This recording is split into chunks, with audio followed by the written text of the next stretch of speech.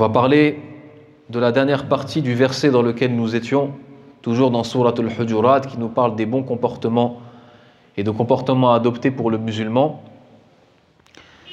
Et comme vous allez voir, c'est un rapport direct avec le Ramadan, qui arrive et qui est très proche.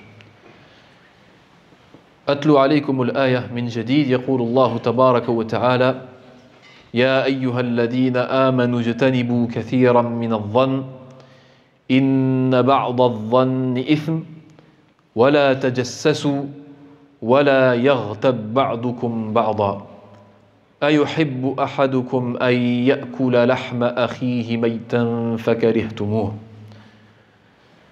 واتقوا الله إن الله تواب رحيم. Donc nous avons parlé de su'adh-dhann, des soupçons et de la suspicion, le fait d'avoir des mauvaises pensées de l'autre ou sur l'autre. Ensuite nous avons parlé de la deuxième étape qui est l'espionnage, at-tajassus, qui est haram dans notre religion et qui est une conséquence des mauvaises pensées sur son frère. Wal-marhalatu ath-thalithatu hiya al-amal. La troisième étape, c'est l'acte, les actions. وهذا يتنوع بتنوع الأعمال. Donc ça, il peut avoir différents actes, mais ce qui nous importe ici, c'est ce qui a été cité dans le verset. يقول الله ولا يغتب بعضكم بعضا. Ne soyez pas médisants les uns envers les autres. Al-ghiba, la médisance. يقال غيبة ولا يقال غيبة. الغيبة حرام بنص القرآن وبالسنة النبوية وبإجماع العلماء. La médisance, comme vous le savez, est interdite par le texte coranique, par les hadiths du prophète sallallahu alayhi wa sallam, c'est-à-dire dans la sunna, et par consensus des savants. وهو من كبائر الذنوب. Et ça fait partie كذلك باتفاق العلماء aussi par consensus des savants parmi en tout cas أكثر العلماء parmi les grands péchés, en tout cas la majorité des savants parmi les grands péchés. الغيبة من كبائر الذنوب. Ce n'est pas des petits péchés, ça ne rentre pas dans les péchés qui peuvent être pardonnés par les prières, par le jeûne du mois du Ramadan, par des umrah ou par des hajj, avec la divergence sur le hajj. Ça fait partie des grands péchés. الذنوب الكبار التي تحتاج إلى توبة لتمحى. Ces grands péchés qui ont besoin d'un repentir pour être effacés. La bout. والعلاقة قوية مع رمضان. La relation avec le mois du Ramadan est forte. لأن من ظن أن صيام رمضان هو صيام العطش والجوع فحسب فقد أخطأ ظنه وقد ساء ظنه وساء فهمه عن الصيام وعن معنى الصيام وعن معنى رمضان. Celui qui pense que jeûner le mois du Ramadan revient au fait d'avoir faim et d'avoir soif, et que le jeûne se résume à cela, il se trompe. Et c'est quelqu'un qui n'a pas compris le sens du jeûne. إنما الصيام معناه الإمساك عن الحرام ومن الحرام الأكل في نهار رمضان والشرب في نهار رمضان والجماع في نهار رمضان. Le jeûne, c'est le fait de s'abstenir de tout ce qui est interdit. Et parmi ce qui est interdit, le fait de manger et de boire pendant la journée du mois du Ramadan et d'avoir des rapports charnels. ولكن الحرام بابه واسع. Mais ce qui est interdit, il y a beaucoup de choses qui sont interdites. وخاصة ما يتعلق باللسان, et surtout ce qui a un rapport avec la langue. الكذب والزور والغيبة ومدح النفس والسخرية وغير ذلك. Tous ces péchés de la langue que nous avons l'habitude de faire, de commettre, sans s'en rendre compte, les habitudes, le mensonge, le fait de se vanter, le fait de se moquer des autres, la médisance, la calomnie, etc. Tant de péchés que nous perpétrons avec notre langue et qui va à l'encontre du jeûne. ففي الحديث الذي رواه الإمام البخاري وأبو داود أن النبي صلى الله عليه وسلم قال من لم يدع قول الزور والعمل به فليس لله حاجة في أن يضع طعامه وشرابه. Dans ce hadith qui est rapporté par le Bukhari et Abu Daoud, le prophète sallallahu alayhi wa sallam a dit: celui qui ne délaisse pas le mensonge et le faux témoignage et le fait de al-qawl az-zur, donc c'est le mensonge, et le fait d'appliquer ce mensonge, c'est-à-dire dans le faux témoignage ou ce genre de choses, Allah Azza wa Jal n'a certes pas besoin qu'il délaisse la nourriture et la boisson. Alors attention, ça ne veut pas dire qu'Allah Azza wa Jal, pour quelqu'un qui ne ferait pas ça et qui ferait son jeûne correctement, ça veut dire qu'Allah aurait besoin de son jeûne. Allahu ghaniyyun 'anil 'alamin. Allah, il est indépendant, il n'a besoin de rien. فلا يحتاج إلى حسنات المحسنين ولا تضره سيئات المسيئين. Il n'a pas besoin des bonnes actions des pieux et les mauvaises actions des pécheurs ne lui font aucun mal, aucun tort. ولكن معناه أن الله لا يحتاج إلى صيامه معناه أن صيامه غير نافع له في الآخرة. Ça veut dire, dans le sens de cette phrase que le prophète a citée, c'est-à-dire que son jeûne ne lui sera pas utile. Et ce n'est quelqu'un qui n'a pas compris le vrai sens et le véritable sens de ce siyam. ومذهب جماهير العلماء أن الغيبة لا تفسد الصوم. لا تفسد الصوم في معناه الفقهي. يعني لا يكون الصوم فاسدا بالغيبة. L'avis de l'extrême majorité des savants de l'islam. Je me demande même s'il n'est pas devenu un ijma' par la suite, un consensus, c'est que le fait de médire sur quelqu'un pendant la journée de jeûne ne rend pas cette journée de jeûne ou ce jeûne invalide. Et là, on parle dans le sujet de la jurisprudence, c'est-à-dire dans les choses qui ont un rapport avec ce bas monde, dunya. En d'autres termes, quelqu'un qui fait la médisance dans la journée du Ramadan n'aura pas à refaire ce jour. Il reste valide. Par contre, si on parle de l'qaboul, qui est tout autre chose, si on parle de l'acceptation de l'œuvre auprès d'Allah, ça c'est autre chose, et ça on ne le saura que dans l'au-delà. Et la personne qui médit pendant la journée du mois du Ramadan réduit fortement les chances que son jeûne soit accepté par Allah. Il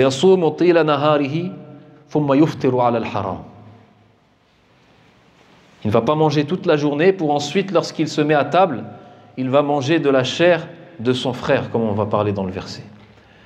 وذهبت عائشة رضي الله عنها زوج النبي صلى الله عليه وسلم وعالمة الصحابة, la jeune épouse du prophète sallallahu alayhi wa sallam, l'épouse du prophète qui est devenue par la suite une savante et une des plus grandes savantes de cette communauté, elle avait son avis à elle. Pour elle, la médisance rendait le jour de jeûne invalide et la personne devait le refaire.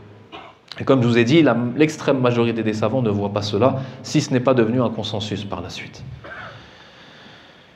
فهنا يقول الله عز وجل ولا يغتب بعضكم بعضا. Ne soyez pas médisants les uns envers les autres. أيحب أحدكم أن يأكل لحم أخيه ميتا فكرهتموه. Il y a deux récitations, ميتا وميتا فكرهتموه. كما يقول عبد الله بن عباس رضي الله عنهما الغيبة إدام كلاب الناس. Abdullah ibn Abbas, il disait la médisance, c'est le plat des mauvais êtres humains, c'est-à-dire parmi les êtres humains, ceux qui ressemblent plus akramakumullah aux chiens et aux fauves, c'est leur plat préféré. Ya'kuluna luhum an-nas. Ma huwa al-ghiba ou ma hiya al-ghiba? Qu'est-ce que c'est que la médisance? Arrafaha an-nabiy sallallahu alayhi wa sallam. بقوله ذكرك أخاك بما يكره. Le prophète a défini la médisance en disant c'est le fait de citer ton frère en son absence. Lui, le prophète sallam n'a pas dit en son absence, Mais c'est quelque chose qui est connu parce que ça revient au terme riba, qui vient de l'ghaïb, qui vient du fait de l'absence. Il a dit le fait de citer ton frère de quelque chose dont il ne serait pas content que tu le cites. Quelque chose qu'il n'aimerait pas que tu le dises et toi tu le dis. Et c'est lorsque c'est dans son absence qu'on va parler de riba. Si c'est devant lui, c'est ce qu'on a parlé auparavant, dont on a parlé, al-sukhriyatu, ou l'istihza, c'est la moquerie, ou les insultes. Fi ghaibati, dans son absence, tout ça riba. فقال له الصحابي يا رسول الله إن كان فيه ما قلت يا messager d'Allah, et si ce que je dis contre lui ou sur lui, c'est quelque chose qui existe en lui, ça veut dire que c'est un défaut qu'il y a en lui. قال إن كان فيه ما قلت فقد اغتبت. Il dit si il y a en lui ce que tu dis, tu as certes été médisant. C'est ça la médisance. وإن لم يكن فيه ما قلت فقد بهت. Et s'il n'y a pas en lui ce que tu as dit, là c'est de la calomnie. Tu l'as alors calomnié. Et comme on avait cité auparavant, al-buhtan ou al-buht, la calomnie, huwa ashaddu min al-ghiba, li'annaha ghibatun wa kadhib. Donc la calomnie c'est pire que la médisance parce que c'est un mélange entre la médisance et le mensonge. فالغيبة هو أن تقول في أخيك ما فيه ولكن في غيبته بسوء. Donc le fait de citer un musulman ou une musulmane, entre parenthèses, ça ne veut pas dire que c'est autorisé de parler en mal des non-musulmans. Les non-musulmans qui vivent avec nous, avec qui nous vivons, et qui ont un bon comportement avec nous, et nous vivons avec en société, ou alors nous travaillons avec des collègues de travail, ou des amis ou autres, فَلَهُمْ حُرْمَةٌ وَحَقٌّ. Ils ont aussi un droit et ils ont aussi un honneur.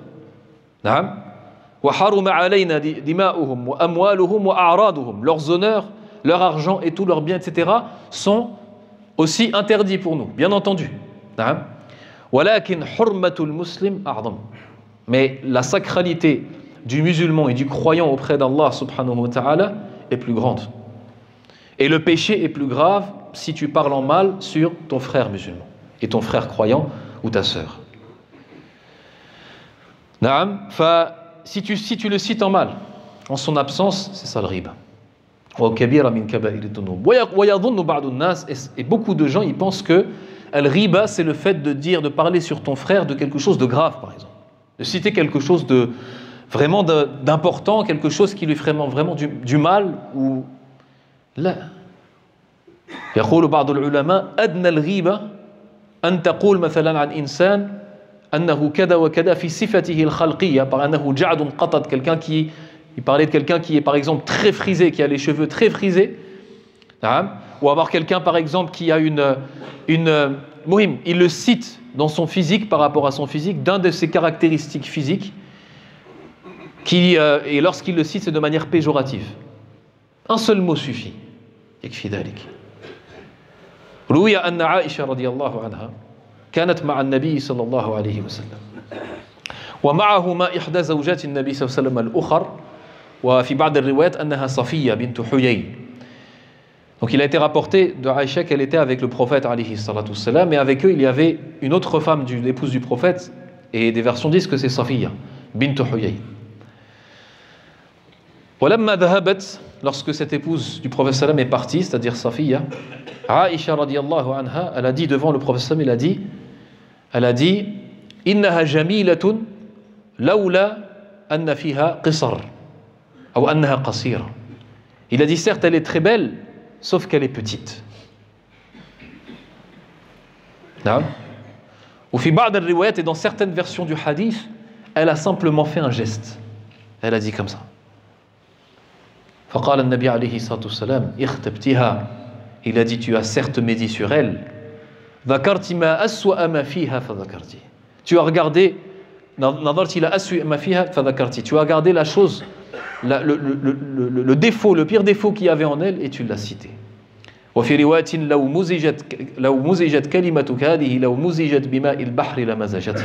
Il a dit si ta parole elle était mélangée à la mer, elle pourrirait toute l'eau. فيكفي كلمة واحدة, une seule parole. Tu dis sur ton frère ou quelqu'un, tu dis il dort trop, ou alors il mange trop, ou alors ça suffit. يكفي في غيبة. تكفي هذه غيبة وهو من كبائر الذنوب, et c'est un grand péché. Rien que le fait de dire que la personne elle dort trop ou elle mange trop, ou alors que la citer dans son physique, et en fait, comme ça dit certains savants, le fait de citer en mal dans le physique, ça peut être même pire. لأنه فيه عيب على صانعها. Parce que c'est comme si tu critiquais la création.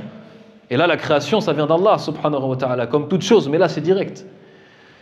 فسواء كانت العيب في الدين أو في الخلق أو في الخلق أو في الحسب والنسب أو غير ذلك فهي غيبة وتدخل في الغيبة. Donc que ce soit le fait de citer la religion de la personne en mal, en disant cette personne qui a fait tel péché, ou cette personne qui fait ci, qui fait ça, فهو غيبة. Ou c'est le fait alors que c'est des choses qui existent en lui, hein, des péchés qu'il a réellement fait. Là, on ne parle pas de calomnie. Ou alors que ce soit le fait de parler de son comportement. Dire que c'est quelqu'un qui est trop bavard, ou c'est quelqu'un qui est paresseux, ou c'est quelqu'un qui est avare. Kadalik, nafs shay. Ou alors le fait de parler sur son physique, comme on a dit, ou le fait de parler aussi sur sa famille. Le muhim, tout ça rentre dans la médisance. Wa huwa haramun bi nass kitabillahi azza wa jalla. وهو حرام بنص كتاب الله تبارك وتعالى لا يغتب بعضكم بعضا أيحب أحدكم أن يأكل لحم أخيه ميتا فكرهتموه. نذكر بقية الآية إن شاء الله بعد جلسة استراحة. نسأل الله العلي العظيم يغفر لنا وأن يرحمنا وأن يعفو عنا إنه هو الغفور الرحيم.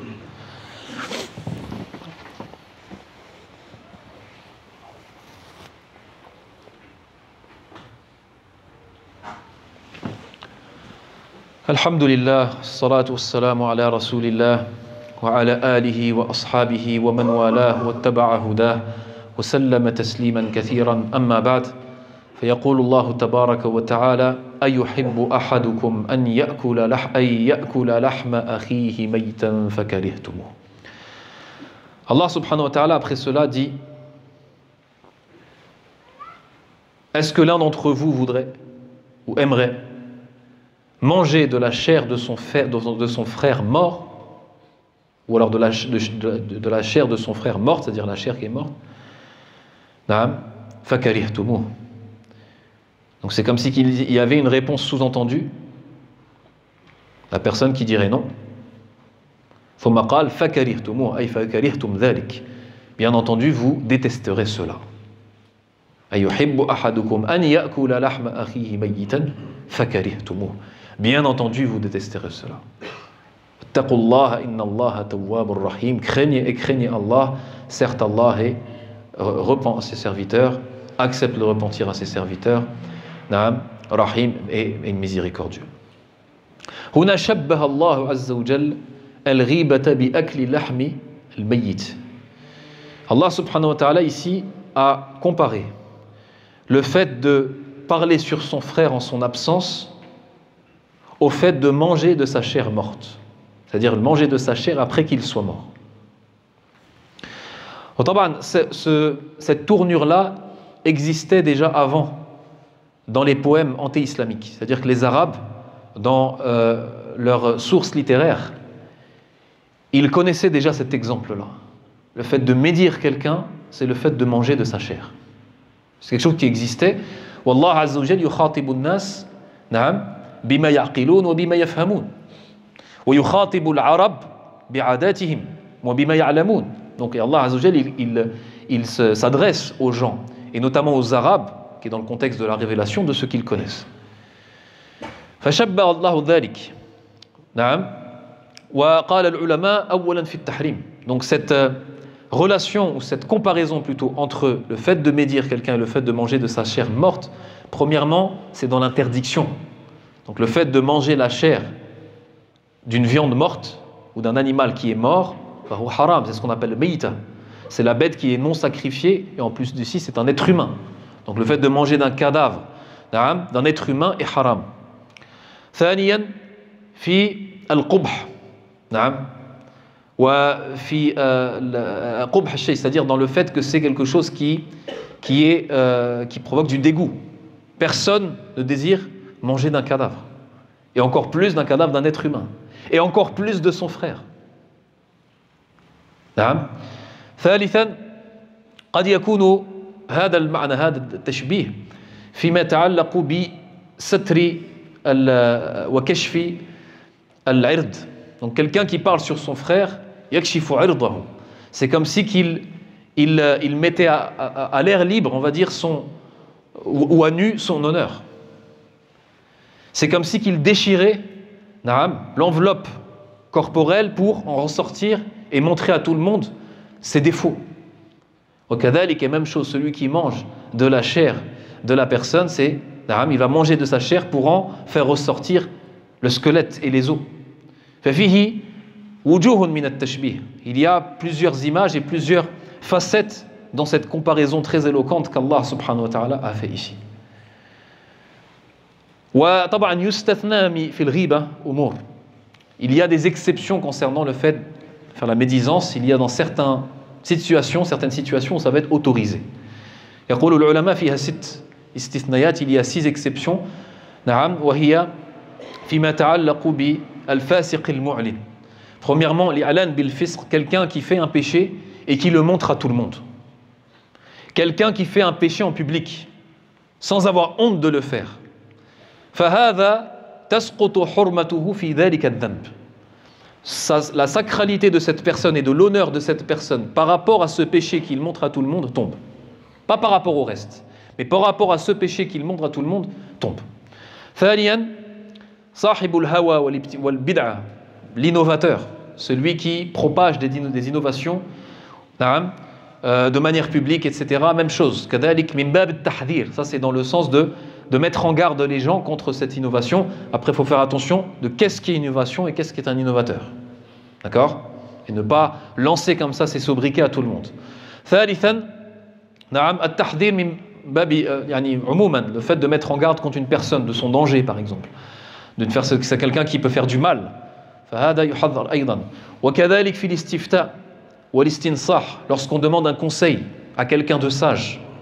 Et même chose lorsqu'on demande à un imam, par exemple, dans l'istifta, une fatwa, et on est obligé de citer la personne qui a fait du mal, par exemple, ou le défaut de la personne, comme la femme par rapport à son mari, ou l'inverse, ou ce genre de choses. Là, c'est une exception parce que il est important, si la personne est obligée, et s'il y a un besoin de citer la personne, là, dans ce cas-là, ça rentre dans les exceptions. وكذلك عند أمام الحاكم, devant le juge, c'est la même chose. فهذه استثناءات, ça c'est des. وكذلك أيضا في التعريف, dans le but de citer quelqu'un pour qu'il soit reconnu. نعم. بشرط ألا يكره الإنسان ذلك, à condition que la personne ne déteste pas cela et n'est pas gêné par le fait de citer. Par exemple, on dit de quelqu'un, par exemple, qu'il est chauve. Tu sais, par exemple, cette personne qui est chauve, qui est à la mosquée, par exemple, qui est au premier rang, si c'est quelqu'un qui est habitué à être cité comme ça, et on sait qu'il ne serait pas gêné d'être cité comme ça, afin qu'il soit reconnu lorsqu'on parle entre les gens, فهذا جائز إن شاء الله. فهذه استثناءات الغيبة. وأما من اغتاب أحدا, et pour celui qui tombe dans le péché de la médisance, كما أسلفنا, comme on a cité dans la khutbah précédente, فعليه الاستحلال, il se doit de demander pardon à la personne sur qui il a parlé en mal. عند أكثر العلماء, chez la majorité des savants. Ou أكثر العلماء, la majorité des savants. D'aller le voir et de lui dire, voilà mon frère, j'ai parlé en mal sur toi. On a fait khilaf bain al-ulama, là il y a une divergence entre les savants. Est-ce que la personne est obligée de lui dire ce qu'il a dit sur elle ou pas? On a fait khilaf. Là il y a une divergence. Celui qui veut sortir de la divergence par précaution et dire à la personne ce qu'il a dit en mal, c'est préférable. Celui qui a peur que s'ils lui disent exactement ce qu'il a fait, ce qu'il a dit sur lui, ça envenime la situation et ça aggrave les relations. Dans ce cas-là, il peut suivre les savants qui ont dit qu'il n'est pas dans l'obligation de dire exactement ce qu'il a dit sur lui, mais dans tous les cas, la budda min al-istihlal, il faut qu'il lui demande pardon, hatta tuqbal tawbatuhu, afin que son repentir soit authentique et afin qu'il n'ait pas à rendre des comptes le jour de la résurrection.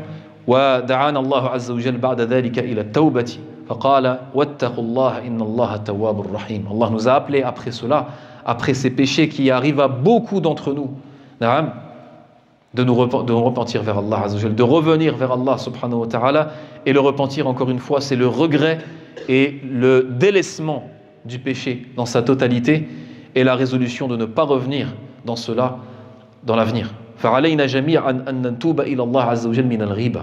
On se doit, nous tous, de se repentir vers Allah subhanahu wa ta'ala de la médisance. Ça fait partie des péchés, même si c'est un grand péché, qui arrive c'est-à-dire que les gens, la majorité des gens font.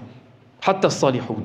Même les gens pieux et les gens vertueux, même certains savants ou certains gens de science tombent dans la médisance parce que c'est quelque chose de très simple à dire et c'est quelque chose qui arrive souvent et souvent on s'en rend même pas compte.